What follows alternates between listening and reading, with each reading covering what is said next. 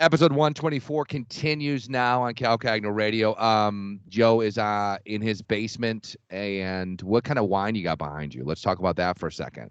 When I turned 40, Molly bought me a bunch of wines that she bought at a real reasonable cost because the sommelier said to buy these wines and keep them and let them age and enjoy them, decades down the line. So she did that. So she bought me a bunch of wines. And then when I moved in here, once we got married, she has this wine rack here. And so it's got a bunch of those wines in it. Now, mind you, she bought me like 25 wines. We've probably drank. Yeah, we've probably drank 15 of them already. So down here, like the bottom ones are hers that she's saving. And then I have some of mine in here and all that good stuff. But yeah, we enjoy it. I'm going to put up a picture for you to look at. Bring it closer. Oh, nice. Is that Mode? Yeah, so this is the old band that I used to be in, Mode. I found this when I was looking through stuff in the basement. I swear it has been humbling and also good to be going through all the stuff in your basement. Like, I don't know, have you been cleaning stuff out? Well, I mean, you moved recently, so you probably haven't had the same situation I have, which is some of this crap we legitimately haven't touched in 10, 12 years since we moved here. Right. No, you're correct, because I moved in here. I got divorced and moved out, so then I dwindled a bunch of my stuff. You look like Dark Helmet from Spaceballs. It's he puts his shield up. Rick Moranis. Oh, nice. I like it. Yeah, it's the top half of my Darth Vader helmet. Sorry, go ahead. Oh yeah, we couldn't guess. Yeah, we thought it was Captain America. Thanks for filling us in there.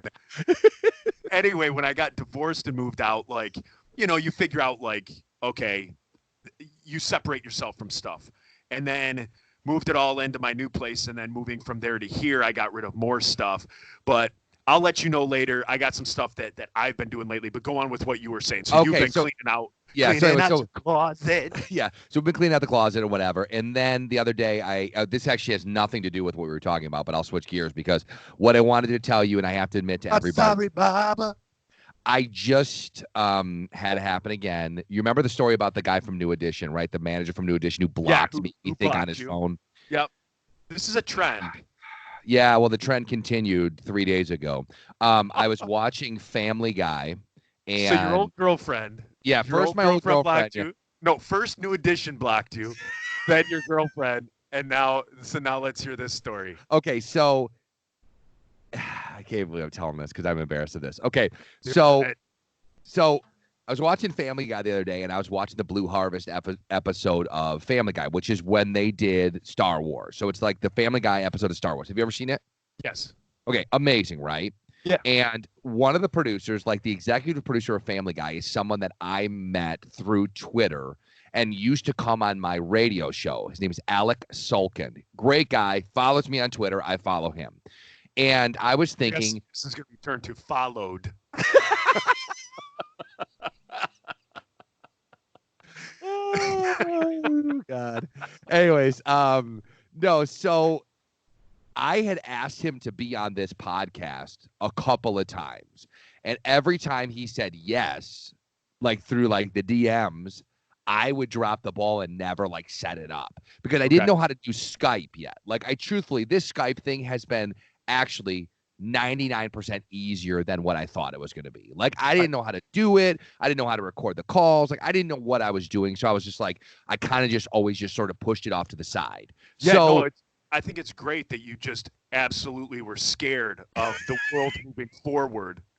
You're like the person who won't give up their landline. I don't believe in it. I feel like the internet's a fad. Anyway, I don't get you, but yeah. Okay, so just so the listeners know, since I have been on your show, I have been asking you to do Skype, to get video. I had brought what are those little cameras called? The GoPros. I had given you GoPros to set up in the basement so that we could stream, we could do all that stuff. And you're like, no, we must stick with AM radio. It's gonna come back. If we don't do this thing exactly like the radio station I used to work at that's barely in business, why would we not? Why would we change something that doesn't really work? Right. We need to run this to DAT, and then I input that with DOS, and then we do this. Yeah, it was so simple, and I'd been looking up videos and everything like that on how easy it was and what to do, and I'm trying to give you hints without making you feel dumb. So I think this whole virus thing, other than the people whose family members have gotten sick and died, it's been a real blessing because it's brought you into the 21st century. All right. So anyway, so I went into my inbox. The last inbox message I had from him was from 2017. And it said, and I quote, "Sure, I'll be on the podcast. I'm traveling for Christmas, but I'll be back in LA in January. Let me know what date works." And you ghost him. And I ghosted him for 3 years. And then decided a week ago, ta-da, to pop back up. Sure. So I start with, hey, very Alex, sound planning. Yeah, so you can probably tell the end of the story. So I'm like, hey, man, I can't believe I dropped the ball on having you on the last 2 times. Really sorry. I have Skype now. I can do it however you want to do it. We can do it whenever you can. And for the record, I kind of went out on the limb a little bit because I didn't know if technically we can have 3 people on here. But, hey, we'll try it, right? What's the worst that happens? Right? I mean, I'm sure what's worse that happens? Technology denies it. Yes, right? Exactly. So I send this whole big thing. I mean, I'm talking 6, 7 things. I also can't believe I'm going to admit this. I also include, because he's a big New England Patriots fan. We've talked about it before because he was like, yeah, I go, really sorry that you lost Tom Brady. He's going to the Tampa Bay Bucks. I know a guy that used to be the team manager at Michigan, said his wang was just average. I wonder why this guy blocked you. That's not weird. No response. Stopped following me. Right then and there? Or like, did you then go back and check and realize I went and checked like a week later or 3 days later or whatever. So he didn't write back, clearly. And then now he's not following me, which means clearly he saw the note. Just was like, what? Just stick to being the big dog in Grant's parents' friend group. Like that. You've just kind of settled in there. And I'm guessing with that crowd, I mean, I never get invited to those things with you. You don't want to meet new people. You've said it before. So I'm guessing in that friend group, you're probably the man. So just stick with being the big fish in that pond. Don't try to rub elbows with the guy that wrote Ted. No, just be happy with just who you are, buddy. Yeah, well, okay. So should I try to reach out to him and apologize for being a creep? Nope. Done. It's done. It's done. Don't send any more texts. It's done. I just realized I have his cell phone number. Text him right now. Text him right now. I think I have a cell phone number. Let me look. Hang on 1 second. Just text him right now. I'll keep talking. Text him right now and just say, hey, why did you drop me from Twitter? Like, we might as well have fun with this. No, I don't have it. Oh. I thought I did. No, shoot. Hey, you know what I did hear? You brought up Tom Brady. Yeah. I heard that Tom Brady and his people have officially trademarked the name Tampa Bay. I know. I saw that yesterday. Like, what are you going to do with that? He's going to make shirts. So other than Cindy and Ian McNeil, who live in the greater Tampa Bay area. They live there? Yeah, they live down like in Florida for like the year. And then, whatever, come up here in the summer. Yeah. I think they live with Bill. But, I mean, other than them like living down there, like, oh, we love, and Cindy and Ian McNeil are friends of ours that are in their early 90s. And, and they, other than them, like, oh, Tom Brady just came down here. He's a good football player, because when they were in their 70s, he was in his prime. Yeah, exactly. Other than people that age buying a Tampa Bay Buccaneers t-shirt. Like, I know. Like what 20-year-old, what 16-year-old is like, yeah, my Buccaneers, boy, Tampa Bay. I mean, it's so funny because of the fact that like it doesn't even really make a whole lot of like, oh, well done. You're kind of like, oh, You just put the word Tom instead of Tampa. It's Tampa. Right. So what? Right. Now he owns Tampa Bay? Like it sounds like you don't know the name of the town, or that you might have like a closed head injury. Like you're like Tampa Bay, my favorite team. My favorite team is Tampa Bay. Right. Exactly. Tampa Bay, bitches. Hopefully that will be an edit. No, I'm leaving it in. That's what a closed head injury sounds like, I think.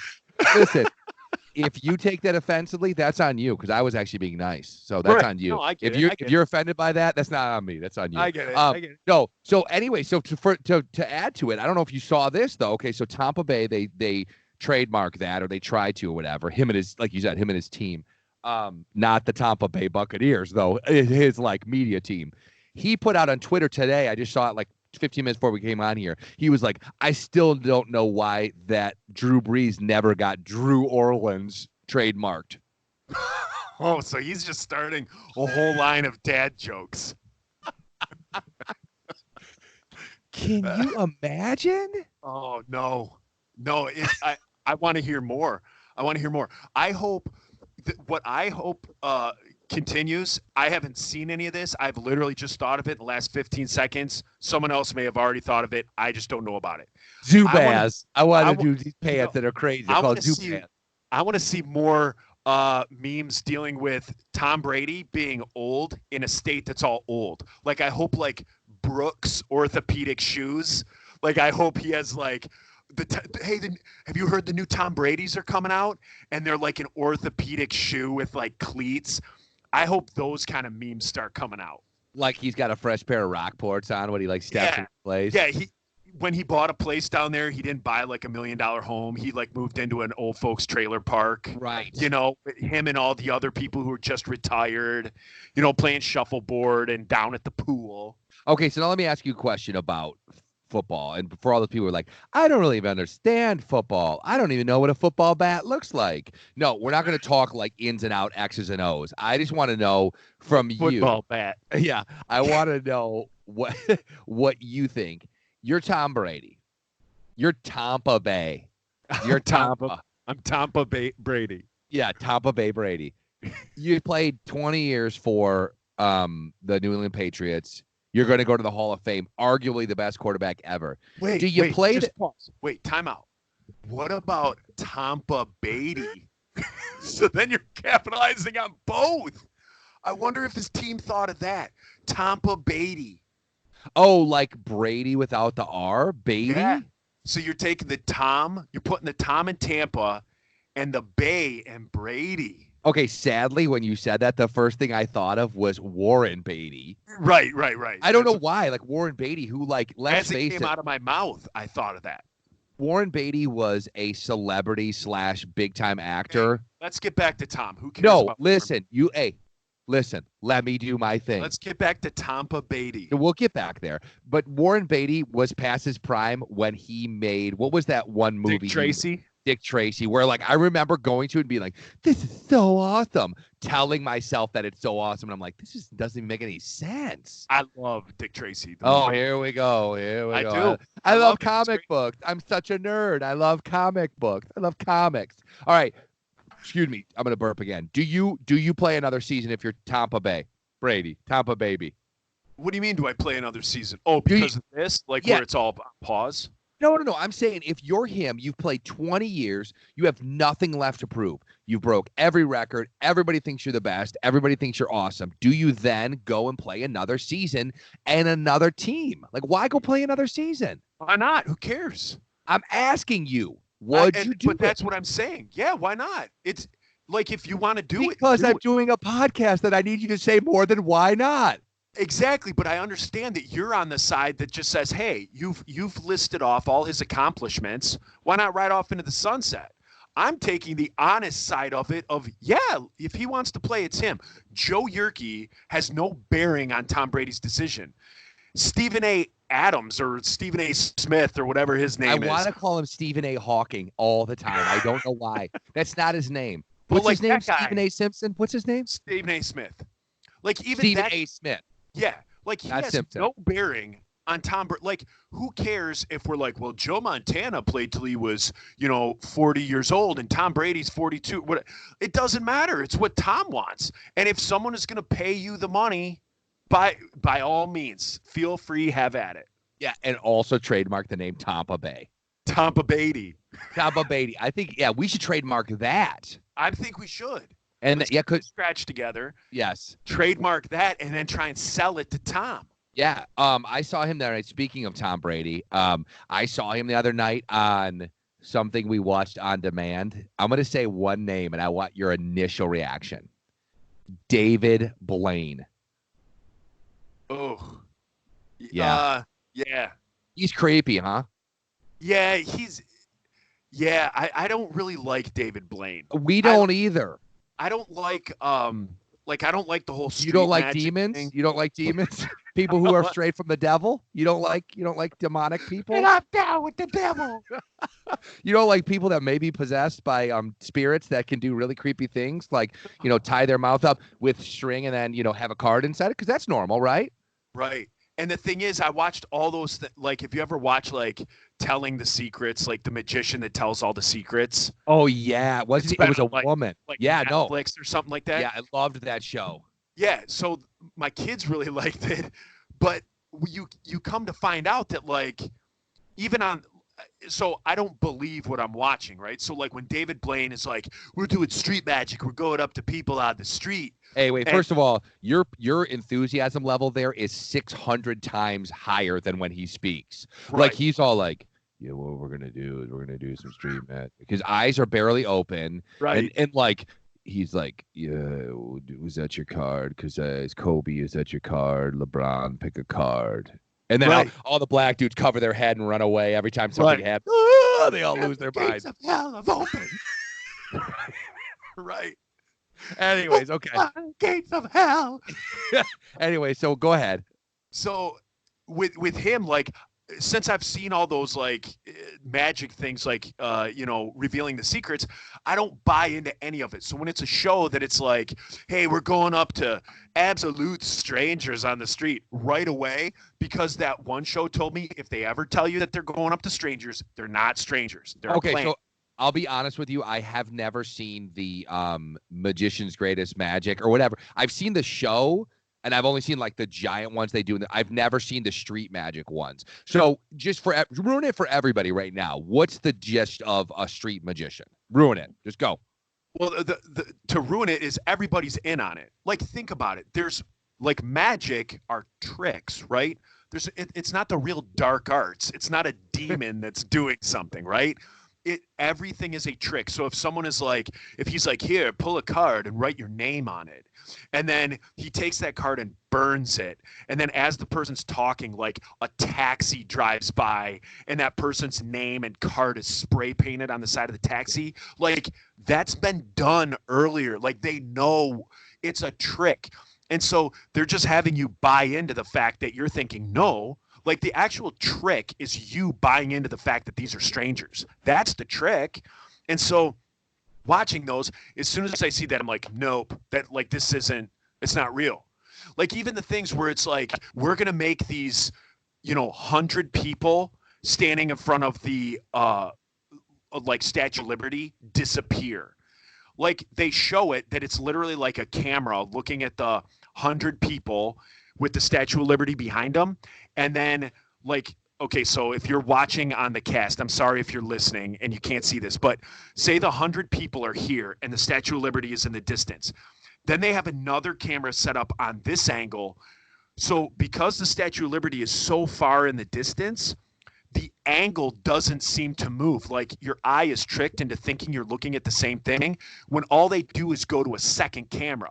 So they'll put the people there, they'll put the curtains up, they'll say abracadabra, and then when they drop the curtains, they're switching to this camera, dropping it. This is a room full of empty people with pretty much the same view of the Statue of Liberty because it's so far away. But, like, if the camera were to shift, like, a couple of inches, you'd see those other 100 people. Like, standing there picking their nose. Yeah, 100 people didn't disappear into nowhere, people. Like, it's right. It's science. It's physics, right? We don't just disappear. Wait, what about David Copperfield? He can't unless do you're Edmund Fitzgerald. Wait, so all those people are in on it, is what you're saying? Unless you're D.B. Cooper and the money he took. Wait, so what? So how does he do it in front of like Tom Brady and those people? They're in on it too. They're in on it. Everyone's in on it. It's But why like, be on the show? But just because it's publicity? hey, you're getting paid. Someone called you, said, "Hey, Cal, for $5,000, we need a big name that's going to be on the show. That's going to be on the show." So people are going to turn on just because Tom Brady is there. And Tom, he's a good guy. Him and Giselle, they wouldn't lie to us. Oh, right. They wouldn't lie to us. So Tom is going to go on, and David Copperfield is going to make him and his wife disappear. David Blaine. And you know what I mean? Like everything, it's tricks. You've seen what's that movie with like Christian Bale and like Hugh Jackman or something like that, where they're magicians and they're constantly like all the tricks, like they show them like how they build their tricks, how they do all that stuff. And so that's just Is it called The Wrestler? I think so. I'm just a broken down piece of meat. I think it's called Star Wars. Who let the